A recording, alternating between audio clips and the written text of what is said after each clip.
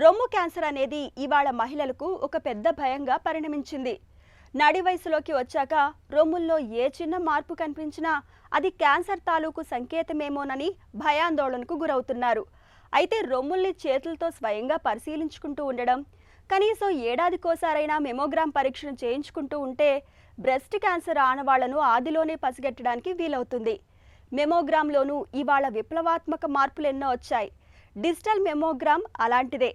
సంప్రదాయక మెమోగ్రామ్తో పోలిస్తే digital mammogram మెరుగైనదే కాదు, రొమ్ముల్లో cancer ఆనవాళ్లను అత్యంత ఖచ్చితత్వంతో పసిగడుతుందని చెబుతారు డాక్టర్లు.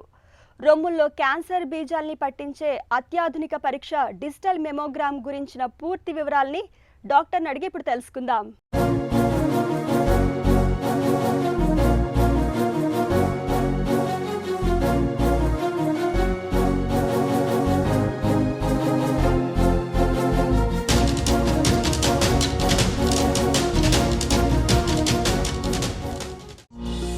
మ్యామోగ్రఫీ అంటే ఏంటి?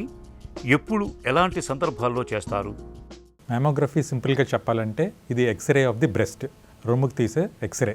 ఇది ఓన్లీ ఫర్ బ్రెస్ట్ మనం యూజ్ చేస్తాం. ఈ బ్రెస్ట్కి ఎందుకంటే బ్రెస్ట్ సైజ్ చిన్నది ప్లస్ సాఫ్ట్ టిష్యూ ఉంటుంది. మిగతా పార్ట్స్లో మనం బోన్స్కి మనం ఎక్స్రేస్ తీస్తాం, కానీ బ్రెస్ట్లో సాఫ్ట్ టిష్యూ ఉంటుంది కాబట్టి దీనికి తక్కువ లో వెలాసిటీ ఎక్స్రేస్ యూజ్ చేస్తాం కాబట్టి దీనికి స్పెషల్గా వాడే మెషిన్ మ్యామోగ్రఫీ మెషిన్. ఈ చేసే ఎగ్జామినేషన్ మ్యామోగ్రామ్ అంటాం. ఏ సందర్భాల్లో మనం మ్యామోగ్రఫీ చేస్తామంటే రెండు సందర్భాలు ముఖ్యంగా ఉన్నవి. ఒకటి డయాగ్నోస్టిక్ మ్యామోగ్రామ్. డయాగ్నోస్టిక్ మ్యామోగ్రామ్ ఎప్పుడు చేస్తామంటే స్త్రీలు అంటే ఎవరికైతే ఈ బ్రెస్ట్ ప్రాబ్లం ఉన్నదో, ప్రాబ్లమ్స్ ఏముండొచ్చు అంటే బ్రెస్ట్లో పెయిన్, నొప్పి ఉండొచ్చు, లేకపోతే వాళ్ళకి ఒక గడ్డలాగా తగలడం కానీ, లేకపోతే నిప్పుల్ డిశ్చార్జ్ ఉంటుంది కొన్నిసార్లు, చర్మం కొన్నిసార్లు రంగు మారడం కానీ, గట్టి పడడం, ఇలాంటి సిమ్టమ్స్ వచ్చి వాళ్ళు ఎగ్జామినేషన్కి వస్తే అది డయాగ్నోస్టిక్ మ్యామోగ్రఫీ అంటాం. సాంప్రదాయిక మ్యామోగ్రామ్తో ఉన్న ఇబ్బందులేంటి? సాంప్రదాయిక మ్యామోగ్రామ్ అంటే మనం కన్వెన్షనల్ మ్యామోగ్రామ్ అంటాం. ఈ కన్వెన్షనల్ మ్యామోగ్రామ్లో రెండు ఇబ్బందులు ఉంటాయి కామన్గా. ఒకటి ఏంటంటే మనం బ్రెస్ట్ మ్యామోగ్రామ్ చేసినప్పుడు ఆ బ్రెస్ట్ని కంప్రెస్ చేస్తాం. కంప్రెస్ చేసేటప్పుడు ఏమవుతుందంటే కొంచెం నొప్పి రావచ్చు కొంతమందికి. సో అది కన్వెన్షన్లో కొంచెం ఎక్కువ కంప్లైంట్ చేస్తున్నారు.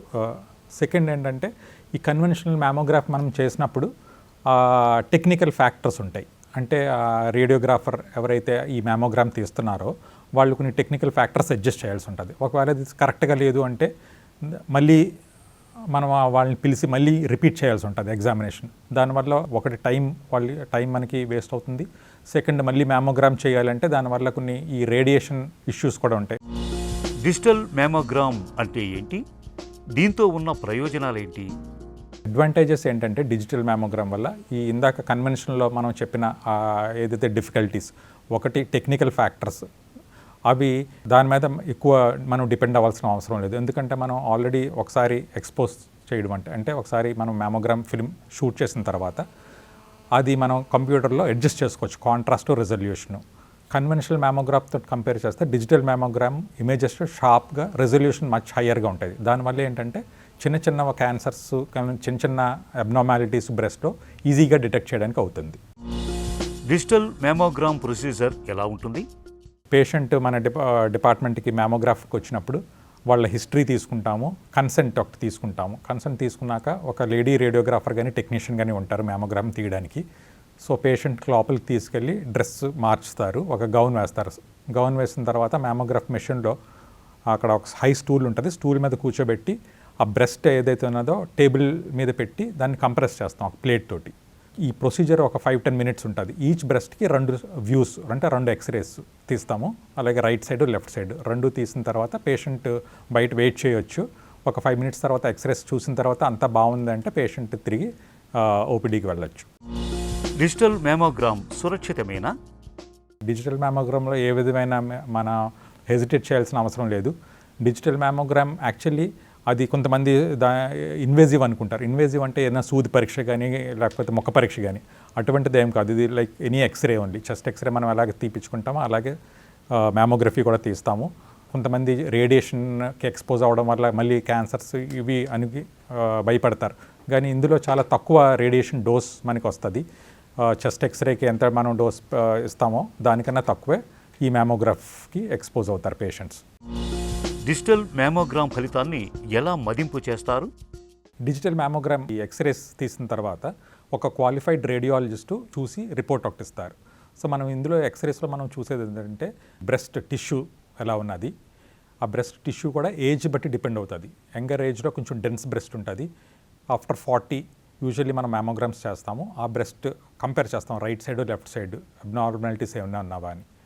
సెకండ్ థింగ్ ఏంటంటే బ్రెస్ట్లో క్యాల్సిఫికేషన్స్ ఉంటాయి, మైక్రో క్యాల్సిఫికేషన్స్ అంటాం. ఈ మైక్రో క్యాల్సిఫికేషన్స్ క్యాన్సర్స్లో సమ్టైమ్స్ అది మనం చూస్తాం కాబట్టి ఈ మైక్రో క్యాల్సిఫికేషన్స్ అన్నది ఐడెంటిఫై చేయడం ఇంపార్టెంట్. అది డిజిటల్ మ్యామోగ్రఫీలో మనకి ఎక్కువ యాక్యురేట్గా కనబడుతూ ఉంటాయి.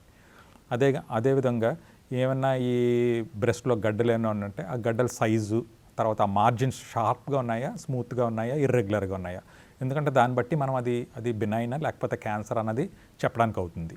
సో ఇవన్నీ చూసిన తర్వాత మనం ఆ రిపోర్ట్ ఇస్తాము. ఆ రిపోర్ట్లో మనం అది ఒక స్కోర్ ఉంటుంది ఈ మ్యామోగ్రామ్కి. 1 to 5 గ్రేడ్స్ ఇస్తాం. 1 అయితే నార్మల్ బ్రెస్ట్ అని, 2, 3 అయితే బినైన్, 4, 5 అంటే సస్పిషియస్ ఆఫ్ క్యాన్సర్. సో 4, 5 మనం ఆ రిపోర్ట్లో ఇచ్చినప్పుడు బైరాయిడ్స్లో దానికి ఫర్దర్గా మనం బయాప్సీ చేసి కన్ఫర్మ్ చేసుకోవాలి ఇది మ్యాలిగ్నెన్సీ అంటే క్యాన్సరా కాదా అన్నది. డిజిటల్ మ్యామోగ్రామ్కి ఖర్చు ఎక్కువ అవుతుందా? డిజిటల్ మ్యామోగ్రఫీకి ఖర్చు ఎక్కువ అవ్వదండి. ఇది ఆల్మోస్ట్ మనకి అల్ట్రాసౌండ్ మిగతా ఎక్స్రేస్కి ఎంత అవుతుందో అంతే అవుతుంది. మనం జిఎస్ఎల్ అయితే ఓన్లీ 800 రూపీసే ఛార్జ్ చేస్తాం మ్యామోగ్రఫీకి, బోత్ బ్రెస్ట్కి ఇంక్లూడెడ్.